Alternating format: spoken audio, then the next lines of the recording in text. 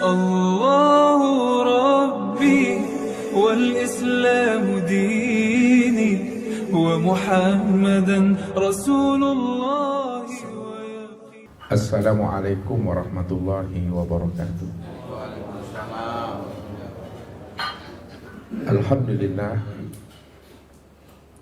Alhamdulillahilladzi nawwara qulubana binuri ma'rifati wal yakin wa adkhilna ma'al awliya'i wassalihin.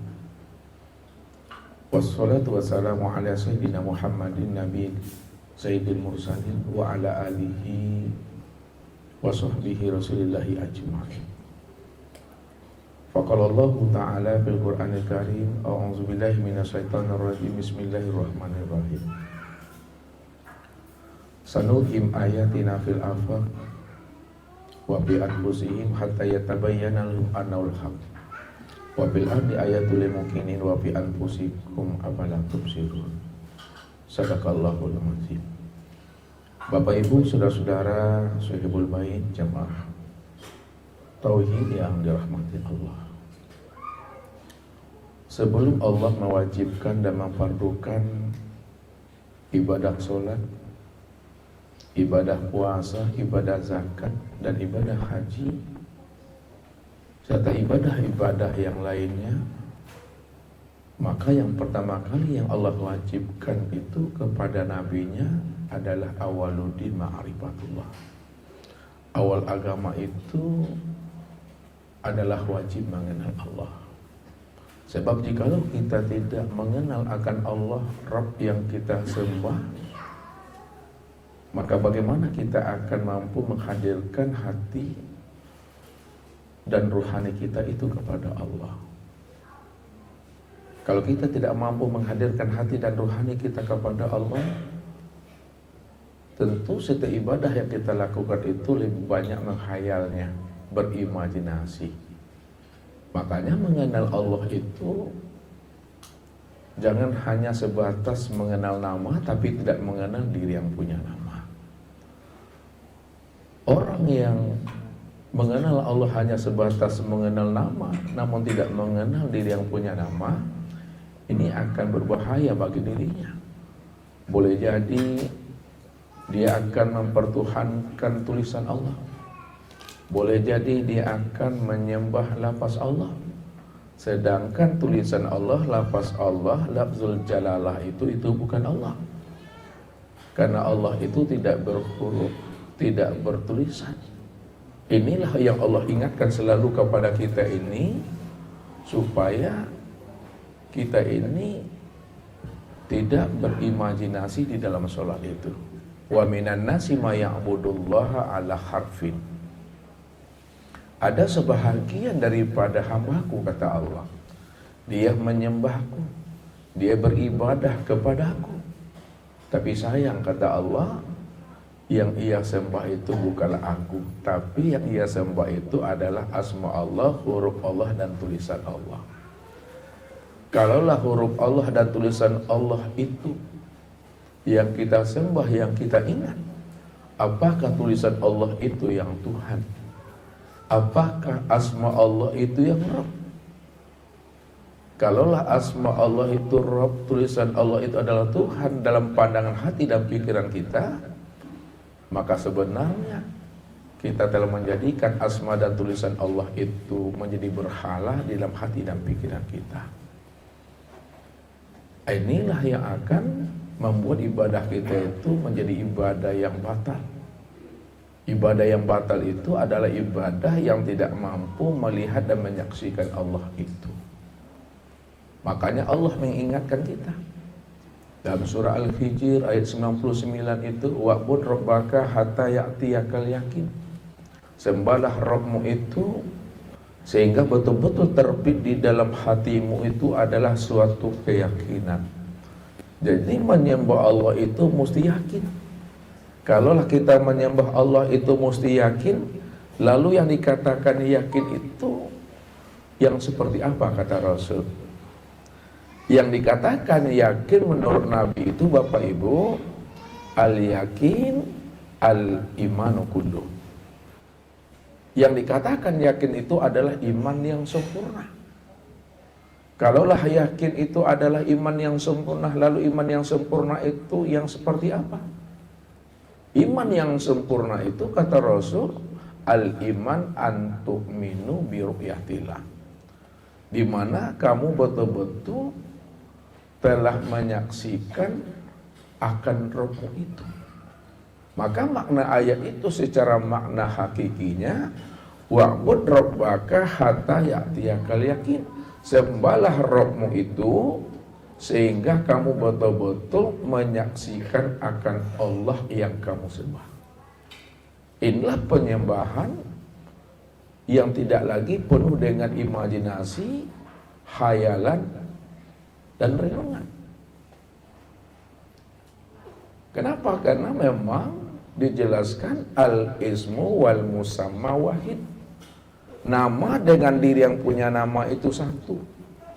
Kalaulah nama dengan diri yang punya nama itu adalah satu, itu artinya tidak akan pernah berpisah cerai antara nama dengan dirinya. Kalau tidak pernah berpisah cerai antara nama dengan dirinya, maka ketika disebut sesuatu apapun, jelas wujudnya, jelas orangnya. Ustaz selalu contohkan kepada kita, kalaulah kita sebut namanya Mik, ini orangnya, ini wujudnya. Disebut namanya Api, ini orangnya, ini wujudnya. Disebut namanya tuh gelas, ini wujudnya, ini orangnya. Ya. Tidak mungkin ya, namanya di barat, orangnya ke timur. Dia tidak akan pernah berpisah cerai. Ketika kita menyebut Allah, yang mana wujudnya, yang mana orangnya. Makanya pengabdian kita kepada Allah itu betul-betul pengabdian telah menyaksikan. Pengabdian yang telah bermusyahadah. Ini yang disampaikan oleh baginda Rasul melalui hadis ihsan itu. Anta budallaha ka'annaka tarahu fa illam takun tarahu fa innahu yaraka. Sembahlah olehmu Allah itu seolah-olah kamu menyaksikannya. Makna ka'annaka itu sebenar-benarnya. Sembahlah olehmu Allah itu sebenar-benarnya kamu telah menyaksikan Allah itu. Fa in lam takun tarahu.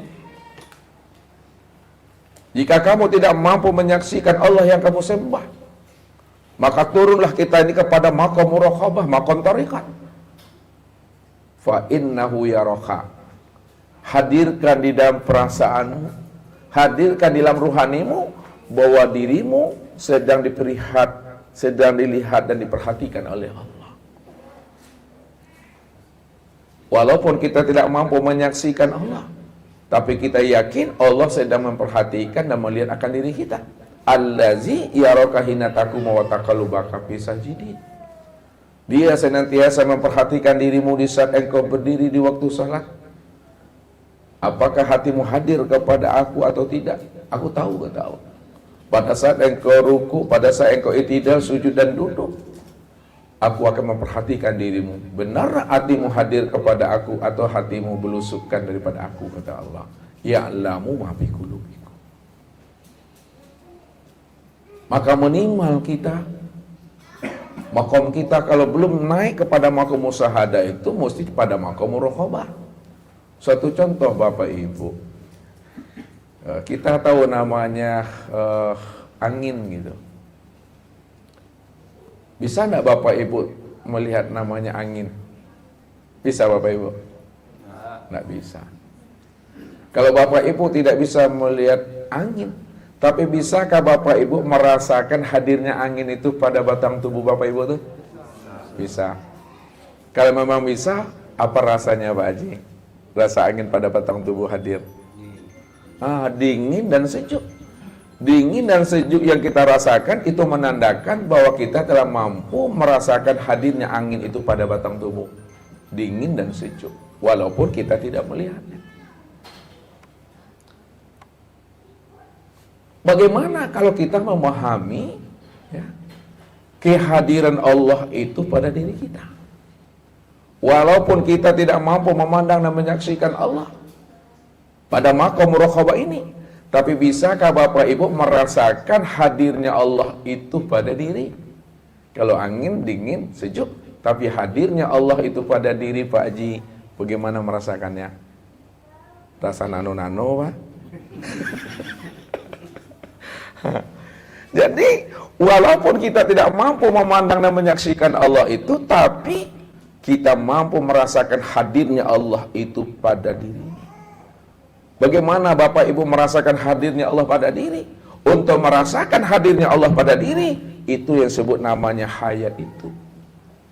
Hidup itulah yang sebenarnya hadirnya Allah itu pada diri. Kalau tidak ada hayat pada diri kita, tak ada hidup pada diri kita. Tak sabi orang wak Bapak Ibu, le orang lah. Tapi sabi bangkai mayat jenazah.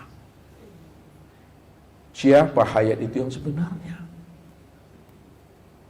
Jadi kalau Bapak Ibu ingin tahu siapa hayat itu sebenarnya, tunggulah pesan-pesan berikut ini. Begitu memahami pada maqam muraqabah, sampai kita itu pada maqam musyahadah. Rasa yang kita rasakan itu betul-betul kita telah menyaksikan yang kita rasakan itu. Sehingga iman kita itu tidak lagi iman pada permainan kata, bergelut-gelut di bibir. Tapi iman kita itu sudah sampai pada puncak ra'aitullah, menyaksikan akan Allah itu. Bukankah Allah selalu mengutarakan kepada diri kita supaya kita berpikir, mengambil hikmah dan iktibar bahwa alam dan diri kita ini adalah alamat untuk membaca akan kewujudan dirinya. Sanurim ayatina fil afaq wa fi anfusihim hatta yatabayyana lahum annal haq wa fil ardi ayatul lil muqinin wa fi anfusikum afala tubsirun. Kami telah memperlihatkan alamat kami, tanda-tanda kewujudan dan kezahiran kami pada sekalian alam dan juga pada dirimu, hatta yatabayyana lahum annal haq, sehingga kamu betul-betul mampu memandang dan menyaksikan akan diriku. Aku lebih wujud, aku lebih nyata dan segala yang ada dan segala yang wujud. Wa fi anfusikum afala tubsirun. Kenapa tidak kamu pikirkan, kata Allah. Makanya mengenal Allah, menemui Allah, berliku dengan Allah itu mudah Bapak Ibu. Yang payah itu menemui diri. Yang payah itu menemui diri, yang payah itu mengenal diri, bukan mengenal dan menemui Allah. Sebab siapa yang mampu mengenal akan hakikat rasa diri yang sejati, pasti dia mampu mengenal akan Tuhan. Karena Allah itulah menjadi akan rahasia dirinya. Maka jalannya bagaimana? Jalannya kita mesti mampu ikrok ke dalam diri, bertafakur ke dalam diri, beruzlah ke dalam diri, ke dalam gua Hira, ke dalam gua Kahfi, ke lembah Tua. Pasti kita mampu untuk mencari dan menemui akan sejati diri kita itu. Selalu Ustaz berikan suatu ilustrasi Bapak Ibu. Walaupun ini suatu ilustrasi, tapi ambillah hikmah dan iktibarnya bagi orang yang mau mempergunakan kecerdasan rohani dan akal fikirnya. Ada seekor ikan Bapak Ibu yang berenang di dalam air. Mondar-mandir ikan ini berenang dalam air dah 7 hari 7 malam. Dia ingin mencari dan menemui air Bapak Ibu. Tapi air yang dia cari dan dia temui itu tidak pernah kunjung bertemu dengan dirinya.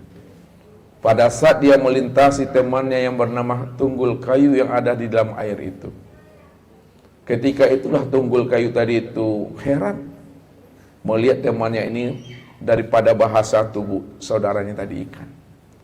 Pada saat itulah tunggul kayu tadi bertanya kepada sahabatnya, "Wahai sahabatku ikan, aku sudah memperhatikan dirimu 7 hari 7 malam. Saya yakin melihat bahasa tubuhmu engkau ada mencari sesuatu. Tapi apa sebenarnya engkau cari itu, wahai saudaraku ikan?" Apa kata ikan tadi? "Wahai saudaraku tunggul kayu, aku sebenarnya 7 hari 7 malam ingin mencari dan menemui air. Tapi air yang aku cari dan aku temui itu tidak pernah kunjung aku jumpai dan aku temui." Karena temannya ini paham dan mengerti air itu tidak di mana-mana.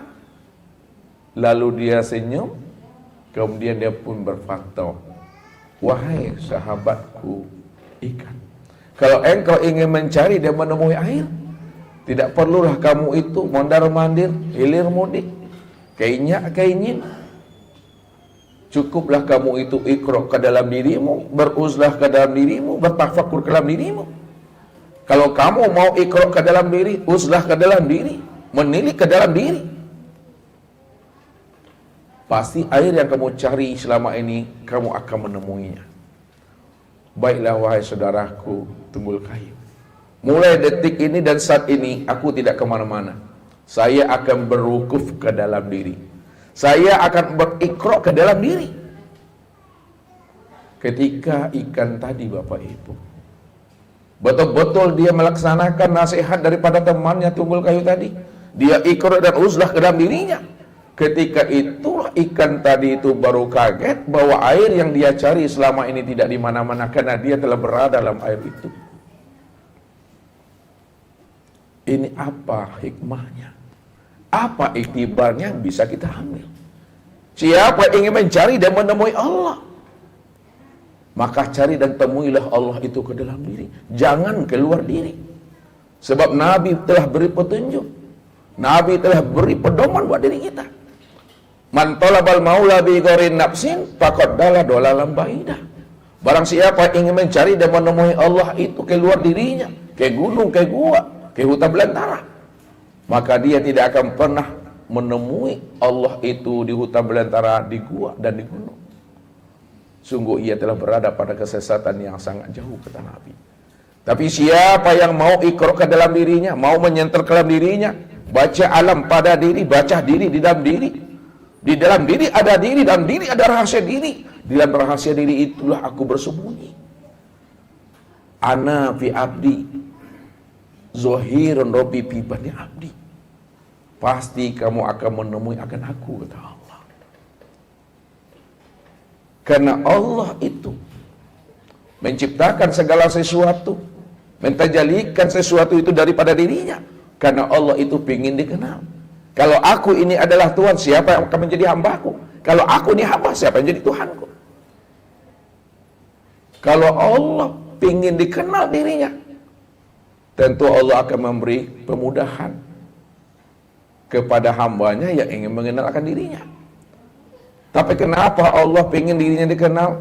Dia telah memberikan kemudahan bagi hambanya untuk mengenal dirinya. Kenapa hamba tak mampu juga mengenal akan Tuhan itu? Rupanya yang membuat kita terhalang mengenal Allah, Bapak Ibu, itu bukan karena Allahnya.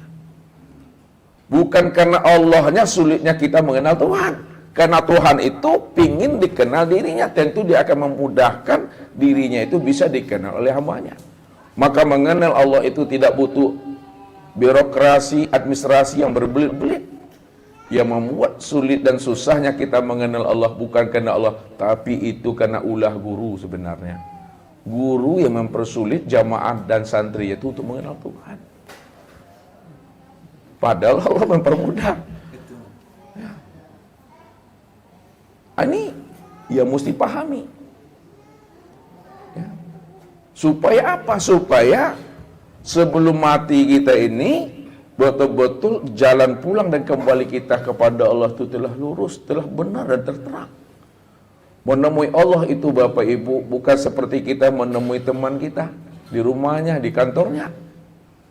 Kita di bumi, Allah di langit. Tuncong-cong saya Bapak Ibu, lihat tuncong-cong dudu-dudu saya jalannya awak tu. Ha? Untuk menemui Allah bukan seperti itu menemui Allah, bukan seperti kita menemui teman dan sahabat kita. Menemui Allah itu pada diri. Ini yang akan kita coba untuk menyikapinya malam ini. Untuk mencari dan menemui Allah itu ke dalam diri. Iqra ke dalam diri. Disitulah letaknya kita mampu membuka tabir akan rahasia diri kita ini siapa yang sebenarnya. Rupanya Allah itu betul-betul amat sangat dekat dengan diri kita. Kalau selama ini orang tarekat mengatakan Allah itu jauh yang tiada berantara, dekat yang tiada bersentuhan. Malam ini jauhnya telah sampai ke Pekanbaru, dekatnya ada bersalaman malam ini. Betul nyata, betul jelas. Ini yang kita buka. Jadi kalau Bapak Ibu belum melihat Allah, jangan pulang dulu. Ya. Kalau belum mengenal Allah, belum melihat Allah, jangan pulang dulu. Ya, mesti kita khatamkan kaji malam ini. Ya. Inilah mudah-mudahan Bapak Ibu dengan rahmat dan anugerah Allah berikan kita kemudahan untuk memahami kaji ini. Kita awali dalam sebuah kalimat untuk mengenal dan memahami akan Tuhan itu.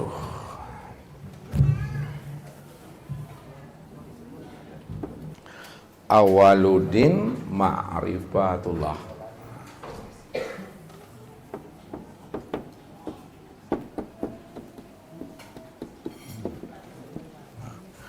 Awal agama itu adalah mengenal Allah.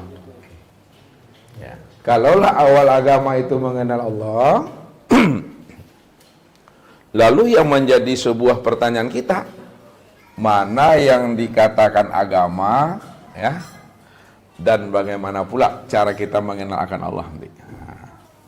Allahu Rabbi wal Islamu dini wa Muhammadan Rasulullah.